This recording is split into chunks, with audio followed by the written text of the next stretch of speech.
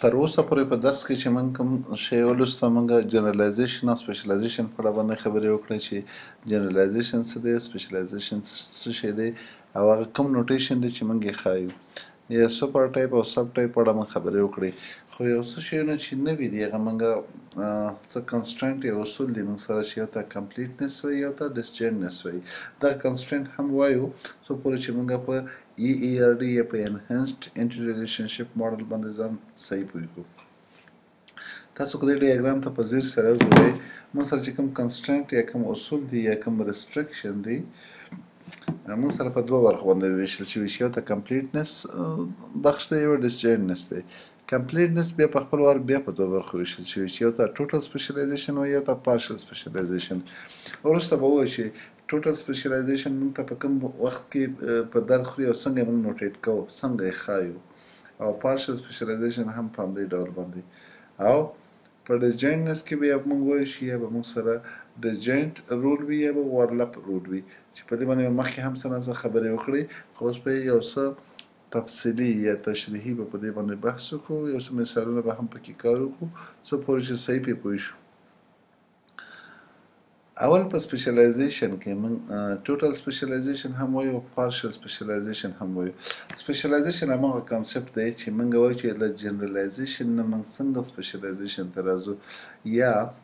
ټاپ ټو بټم موږ څنګه راځو له پاسه نه ښکته موږ څنګه راځو آیا زموږ سپیشلایزیشن ټوټل دی که پارشل ټوټل په دې معنی چې مکمل یا په بشپړ توګه او پارشل په دې معنی چې هغه موږ سره نیمه وي یعنی ټوټل نه وي بلکې نیمه وي وروسته مثالونه یې راځي انشاءالله په ټوټل سپیشلایزیشن کې موږ وایو چې موږ سره هر انټیټي انسټنس چې کوم دی هغه سوپر ټایپ باید یا هغه حتما باید د یو سب ټایپ یو ممبر واوسیږي څه معنی که زه وایم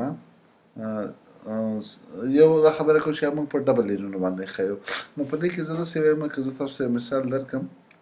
فرض وکړئ یو مریض ده ما سره هسپتال ته راغی نو مریض یا پیشنټ ما سره یو کلاس شو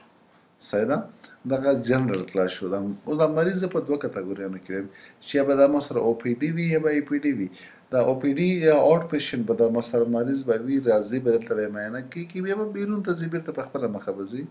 یا به دا مریض ما سره اډمنټ کېږي بستر کېږي به نو مریض خامخا که هسپتال ته راځي دې دوه بخشونو کې به وي یا به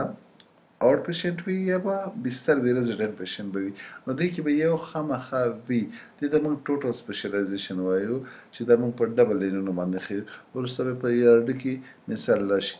تاسو دا شکل ته وګورئ موږ سره پیشنټ یا مریض دی صحیح ده او د پیشنټ نه دوه کلاسه موږ سره انهریټ شوي دي دا موږ سره سوپر کلاس دی چې کوم پیشنټ دی او آوټ پیشنټ او رزیډنټ پیشنټ یا ان پیشنټ دا موږ سره د سب کلاسز دي خو موږ سره دغه لینونه په ډبل لین باندې موږ ښیو نو موږ وایو چې دغه موږ سره ټوټل سپیشلایزیشن دی څه معنی یو مریض به حتما یا به آوټ پیشنټ وي آوټ پیشنټ په دې معنی چې هغه راشي او نسخه ورکړي پرسکرپشن ورکړي دوی ورکړي او نور ځي یا به موږ سره بستر کېږي کله که بستر کېږي بیا به هغه ته بیډ ته اړتیا وي هغه به په کومې بسترې کې موږ چې بله انټیټي ده چې بیډ سره اړتیا لري او د هغه بیډ آی ډي ده دا کار موږ ولې کوو ځکه هر مریض ته د بیډ اړتیا نشته هغه مریض چې هغه راځي او آوټ پیشنټ دی خو په خپله لار ځي آیا د بیډ چې کوم بله انټیټي ده د هغې اړیکه موږ له آوټ پیشنټ سره هم ورکړو نه هېڅکله نه ځکه موږ آوټ پیشنټ د بستر سره کار نشته صرف هغه پیشنټ چې هغه داخلي کې رزیډنټ پیشنټ دی یا ان پیشنټ دی هغه موږ بستر ورته اساین کوو هغه یا موږ خاص یو اتاق ته لېږو یا بستر کې بستر کوو بیډ کې نو موږ سره د پیشنټ یوازې دغه یو بخش چې هغه اډمټ کېږي هغه رزیډنټ پیشنټ دی هغه داخل کېږي هغه موږ بستر یا بیډ ته اچوو نو په دې خاطر موږ وایو چې EERD یا انهانسډ انټي ریلیشنشپ ډیاګرام ډېر مهم دی چې په هغې باندې موږ ځان پوه کړو یا موږ هغه د یو بخش چې کوم دی له بیډ انټیټي سره اړیکه لري دا بل چې کوم آوټ پیشنټ دی هغه له بیډ سره اړیکه نه لري او پارشل سپیشلایزیشن بیا په دې معنی چې هغه موږ وایو چې کېدی شي یو بخش دی چې کوم موږ سره سوپر ټایپ دی یا موږ سره جنرال ټایپ انټیټي ده د سب ټایپ یو بخش په هغې کې پټ رانشي صحیح ده. زه نه پوهېږم چې دغه مثال به څومره اکیوریټ وي یا به څومره تاسو په دې کې ما سره موافق یې. خو که زه وایم چې ما سره ویکل یو کلاس دی موټر، او د ویکل کې مخکې مونږ ویل چې مونږ سره به یو ټایپ کار دی، یو ټایپ ما سره ټرک دی. نو زه چې موټر به زما یا غټ موټر وي چې به توناژ یا بار به وړي، یا به زما دا موټر کوچنی موټر وي چې به سوارلي وړي. صحیح ده. هلته مو ویل چې هغه موټر چې هغه غټ دی ټرک دی، د هغې خپل مشخصات یا اټریبیوټس چې ومن چې دا څو اکسل لري، یعنې څو ټیره ده، د هغې توناژ یا وزن څومره و. صحیح ده. څومره ټنه وزن وړي. همداسې موږ کوچنی موټر به یې ویلې چې هغه سپیډ یې څومره ده، فرض وکړه په یو ساعت کې څو کیلومتر فاصله طی کوي، بل مو چې څو مسافر هغه وړي. صحیح ده. نو دا خو دواړه هماغه مخکینۍ خبره ده. اوس که زه چې ما سره یو بل ټایپ موټر سایکل زه خبره کوم، فرض وکړم چې موټر سایکل هم ځینې خلک وایي چې هماغه د شترمرغ کیسه ده چې هم شتر دی او مرغ دی، دا هم موټر دی هم سایکل دی. خو ما سره زه دا فرض کوي چې وایم چې ما سره په دې د ویکل په کلاس کې زه نه راولم. صحیح ده. نو زه دغه چې کوم ما سره ویکل کلاس دی، جنرال کوم کلاس دی ویکل، فرض وکړه به ویکل آی ډي لري، به پریس لري، به د انجن چې کوم دی د هغې په اړه ماډل به لري، ډسپلیسمنټ به لري، نیم به لري. دا جنرال دی. خو د هغه کار او ټرک چې کوم دی دا سب کلاسز دي. او موټر سایکل چې کوم کلاس دی فرض کوي چې هغه په دې ویکل کې زه نه شاملم. نو کله چې نه شاملم نو وایي چې زما ویکل خامخا یا کار وای یا ټرک وای یا موټر سایکل وای، بیا خو مخکینۍ خبره ټوټل سپیشلایزیشن. خو دلته ما سره موټر سایکل په دې کې سپیشلایز رانغی، ځکه مخکې ما چې ما سره ویکل په دوه قسمه دی، یا کار دی یا ټرک دی، یا غټ موټر دی یا کوچنی دی. صحیح ده. نو موټر سایکل یو جدا شی دی. داسې حالت کې باید زه پارشل سپیشلایزیشن وایم، دغه لین چې کوم دی په ډبل لین نه ښیو بلکې په یو لین باندې ښیو. نو دغه کانسپټ ته موږ تاسو په ډیټابیس کې پارشل سپیشلایزیشن وایو. مخکې راځو. یو بله خبره چې موږ وکړه په کنسټرینټس کې موږ سره یو ډسجاینټ رول دی، یو اوورلپ رول دی. صحیح ده. البته دا په ډسجاینټنس کې او کمپلیټنس کې خو موږ ویلي چې یا موږ سره ټوټل دی یو پارشل دی. په ډسجاینټنس کې موږ سره یو ډسجاینټ رول دی او اوورلپ. ډېر ساده. مخکې مو هم په دې باندې خبرې وکړې. ډسجاینټ رول په دې معنی چې یا به یو بخش وي په ډي موږ ښیو، هغه چې کوم سرکل دی د هغې په منځ کې کوچنی ډي لیکو. وایو چې یو به وي اټ ا ټایم، دواړه نشي کېدی، یا به مړی یا به ژوندی. درېیم کوم شی پکې نشته، یا برق شته یا برق نشته، یا مریض چې مثال ورکړي، یا به مریض او پی ډي وي یا به ریزیډنټ وي، یو به وي. داسې حالاتو کې موږ ډسجاینټ رول نه استفاده کوو. او که زه وایم چې نه، فرض وکړه زه وایم چې ما سره یو کارمند دی یا ما سره یو انسان دی، هغه هم شاګرد دی هم استاد ده، نو په داسې حالاتو کې بیا زه اوورلپ نه استفاده کوم چې یو نه زیات حالت راځي. وروسته مثالونه به پکې راشي انشاءالله، دې کې به ډېر مثالونه کار وکړو. تاسو د ای آر ډي ته وګورئ. دلته اوس موږ ای آر ډي وایو یا انهانسډ انټر ریلیشنشپ ډایګرام وایو.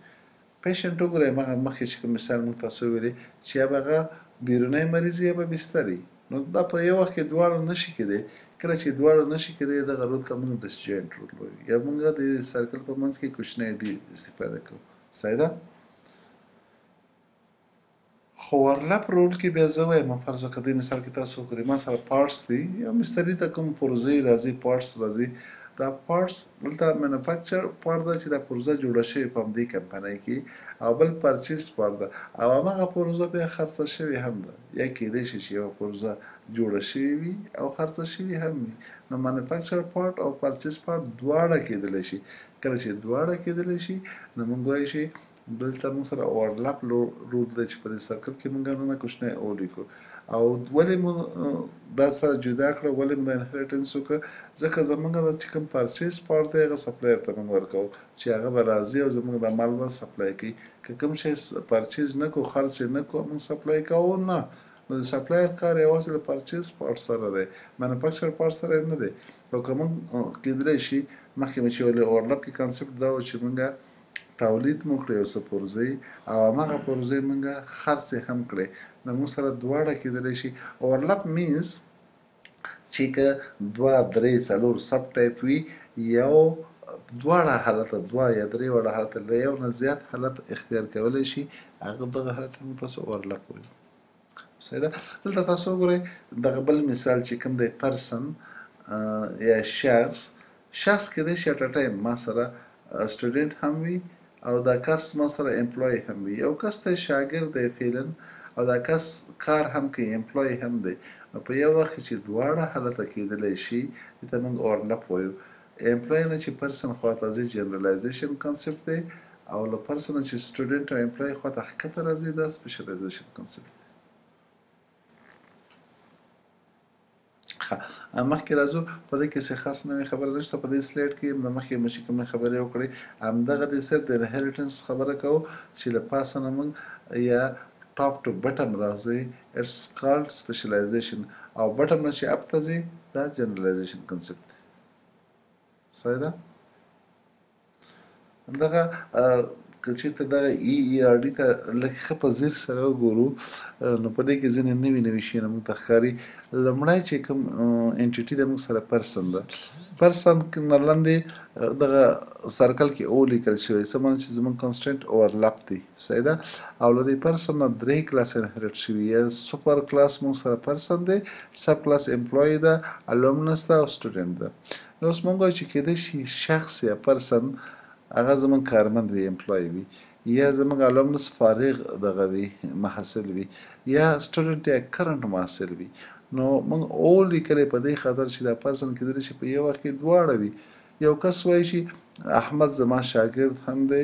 احمد فارغ شاګرد دی او احمد اوس وخت کې محصل کارمند هم دی صحیح ده نو دا درې واړه کېدلی شي داسې حالت کې موږ او لیکو اټ مینس چې یو کس په یو وخت کې دوه یا درې واړه هم کېدلی شي صحیح ده ډېر ښه مې امپلای نه لاندې وګورئ امپلای کې موږ سیلري لیکلې وه امپلای نه لاندې چې کوم کانسپټ دی ډسجینټ کنسټرینټ دی څه معنا چې امپلای به یا اډمنسټریټیو سټاف به وي یا به فیکلټي ممبر وي چې کوم استادان به وي چې رینک لري علمي قدرغړي به وي یا به سټوډنټ اسسټنټ وي صحیح ده نو موږ سره دلته ډسجینټ رول ده چې امپلای په یو وخت کې به یا اډمنسټریټیو سټاف وي یا به فیکلټي ممبر وي یا به سټوډنټ اسسټنټ وي دوه یا درې نشي کېدی ولې زموږ دغه رول چې کوم دی ډسجینټ رول دی صحیح ده همداسې تاسو سټوډنټ نه لاندې وګورئ سټوډنټ اټ ا ټایم یې کېدای شي موږ سره ګریجویټ سټوډنټ وي یا انډر ګریجویټ سټوډنټ وي دلته رول ډسجینټ دی په دې معنا چې یا به دا وي یا به دا وي او دلته ډبل لین دی نو دا معنی چې زموږ سپیشلایزیشن هم دلته ټوټل سپیشلایزیشن دی چې کله ډبل لین مو لیده ټوټل سپیشلایزیشن خو دې خواته بیا یو بل لین راغلی دی سټوډنټ اسسټنټ ته چې دا په دې ډسجینټ کې شامل نه دی ځکه سټوډنټ دی هغه سټوډنټ اسسټنټ څوک دی خپله د کس محصل دی خو دلته دندې هم ده نو ځکه هم له امپلوی نه انهریټ شوی دی هم له سټوډنټ نه نو موږ مخکې ویلو چې که چېرته یو کلاس له یو چا نه انهریټ کېږي هغه ته سنګل انهریټنس وایي که له یو نه زیات کلاسونو نه انهریټ کېږي هغه ته بیا ملټیپل انهریټنس وایي لکه سټوډنټ اسسټنټ له سټوډنټ نه هم انهریټ شوی دی او له امپلوی نه هم انهریټ شوی دی سمه ده همداسې دا سټوډنټ بیا کوم کارمند چې هم دی نو معاش به اخلي او دا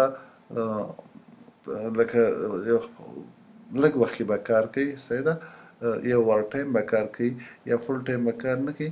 دا کس چې کوم دی دا هم شاګرد دی هم کارمند دی بیا موږ وایو چې دا بیا ډسجینټ رول دی که چېرته په پروژې باندې کار کوي نو بیا موږ وایو چې کېدای شي یو ریسرچ پروجیکټ وي دا بیا ریسرچ اسسټنټ دی او که یو کورس کې استاد سره همکار دی بیا موږ ته وایو چې دا ټیچینګ اسسټنټ دی دا هم ډسجینټ رول وایو چې یا به ټیچینګ اسسټنټ وي یا به ریسرچ اسسټنټ وي صحیح ده په دې ERD کې انشاءالله کومه نوې خبره نشته که په هر ځای کې په هر نوټیشن باندې نوی پوه شوي د درس کې کوم ځای ګونګ و یا پرې پوه شوي نه یې لطفا مانه پوښتنه وکړئ هیله ده چې په دې درس باندې هم پوه شوي اوسئ